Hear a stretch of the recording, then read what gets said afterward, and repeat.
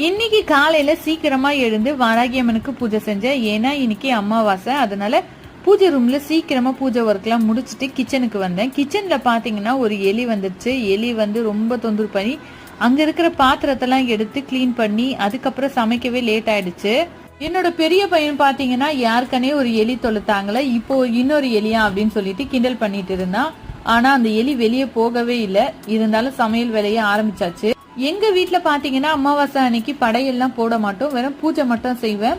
அதுவும் வாராகி அம்மன் வச்சிருக்கிறதுனால காலையில எழுந்து செஞ்சிருவேன், இல்லைன்னா ஈவினிங் டைம்ல செய்வேன்.